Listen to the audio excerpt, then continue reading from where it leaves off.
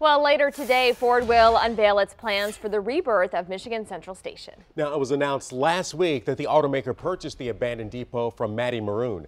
7 Action News reporter Naya Harden is live in Corktown this morning with a preview of the day's big reveals. Good morning, Naya.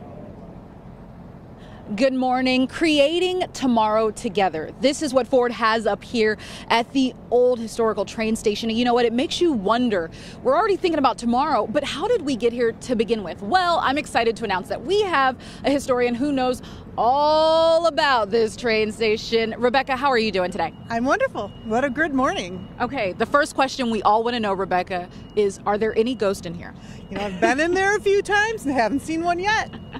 So maybe there might be one that I'm not going to rule it out. I'm not ruling it out. Well, I want you to tell us how we even, how did Detroit decide this is what we needed to have here in Corktown? Well, back when they were contemplating building a train station, Detroit was growing and growing and growing. They picked this location because they really thought that the train station was going to be the center of a new Detroit. Detroit was going to keep on growing right past Corktown all the way to Dearborn, and this was going to be the middle of town. As it happens, Detroit, the main city center, kind of stopped before it got here. And we ended up with this beautiful, beautiful building on the outskirts of town. And when it comes to this historical building, what do you think made it so hard to find a new home for it? Why was it so empty for so long, do you think? One thing is, it's huge. I mean, the square footage of this building is absolutely immense. It's really one of the biggest buildings in terms of square footage around.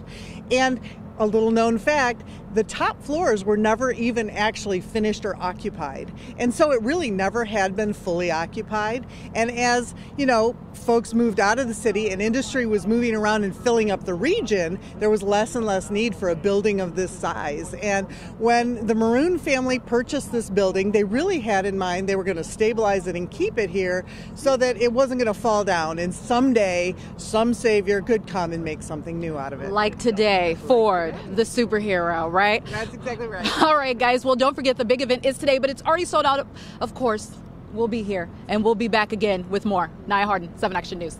Thank you very much, Naya. And if you can't get to that big event because it's sold out, don't worry. We're going to stream the announcement at 11 a.m. You can catch it on our website, WXYZ.com, or on our Facebook page.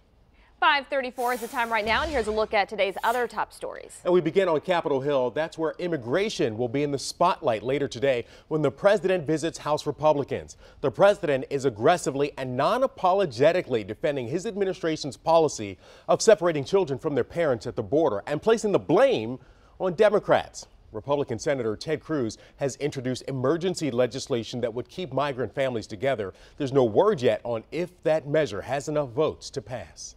A driver accused of killing a construction worker in a crash on I-75 has been arraigned. Samia Speed is facing charges that include drunk driving and careless driving in a work zone causing death.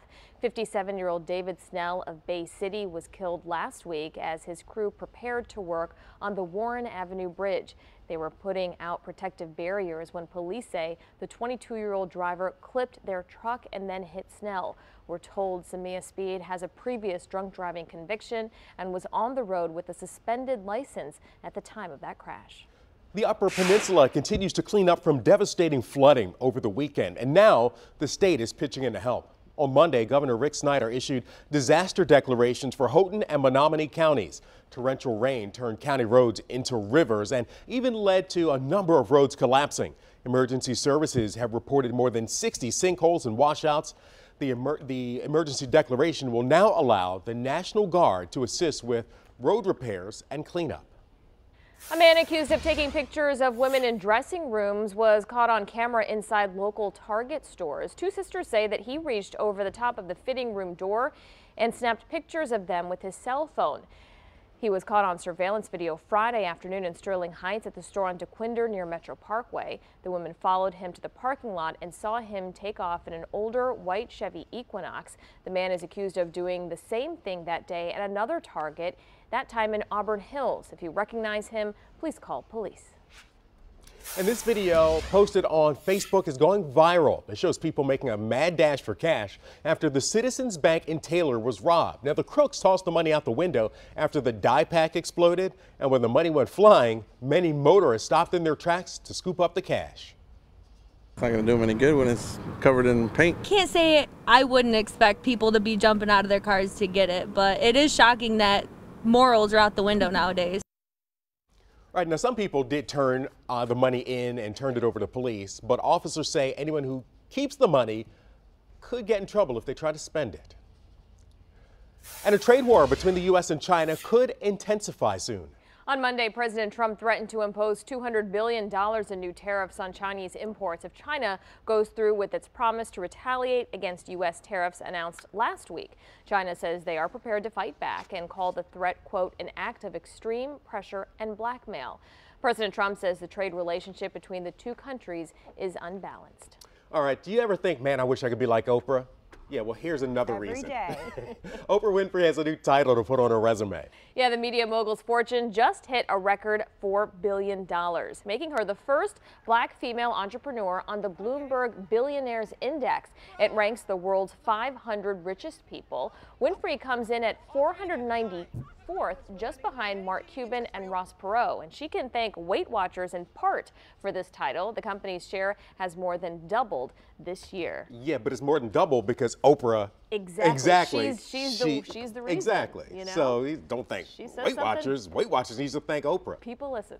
All right. Well, time now is 5:38. And still to come on 7 Action News this morning, eliminating artificial trans fats from your diet. Why the ingredient deemed unsafe by the FDA will now have a much harder time making it onto your plate. And this morning we're launching that new initiative here on 7 Action News, getting around Metro Detroit. This morning I'm talking about road construction and why Michigan roads are as bad as they are. That story coming out. You open up the window, you step outside this morning, you can already tell, oh wow, today's going to be much nicer, much cooler, but we also have a chance of additional showers later on this morning. We'll tell you when more rain could be moving in coming up. Open up the window, is that what you said, Kev? Did I say winders? Open up the windows as you head to work this morning on the Southfield Freeway at 96 because it is a gorgeous morning. That sunrise gorgeous as well. And we are starting our day off accident-free. We'll check the roads together again in 7 minutes or less. You're watching 7 Action News this morning.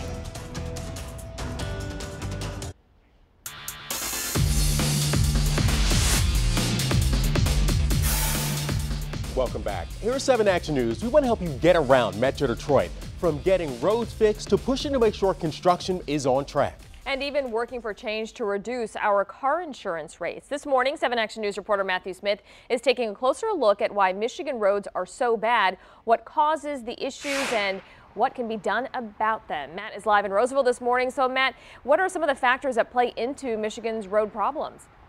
Well, I'll go one step further. It's not even just the factors, it's the complaints, right? So many of us have issues with the roads. So we want to see what there is actually to them. Is there actually a backstory? Do they actually play into the issues that we have with our roads? So the first thing up, we all pay a lot at the pump, right? So what gives? Why isn't there more money going into the roads? Well, you've likely heard Michigan does pay among the most when it comes to tax at the pump. That is true, but there's a lot more to it. See, while we pay more, Michigan is the only state of those that charge a sales tax on top of a fuel tax where the money doesn't go to the roads. And because of that, we actually invest a lot less than you think in roads. So yes, to high taxes, no to it going where you think. Next up, the roads stink, so it's the contractor's fault, right? Well, we're not making the roads right. That's what you must be thinking. That's wrong. That one just isn't true. In fact, we build our roads the same federal standards as all the other states, even those ones that you seem to talk about having much better roads like Ohio or Minnesota, right? Yes, in fact, I'll let the experts at the Michigan Infrastructure and Transportation Association explain the true problem. We're constantly looking at new innovations, but again, you have to invest. You have to put in that sub base. You have to have regular maintenance on our roads, and that all costs money, and unfortunately, we just haven't invested in our state. All right, here's one more, right?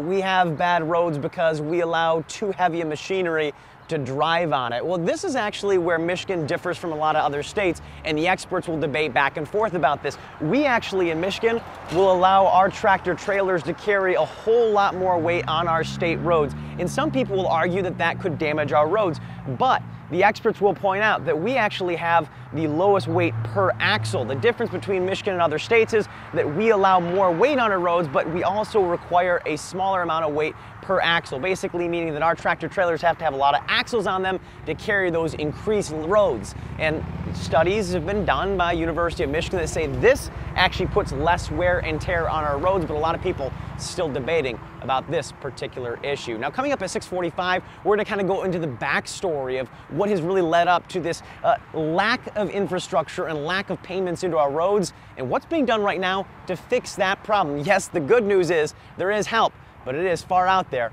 on the horizon. For now, we're live in Roseville, not too far away from the I-696 construction this morning.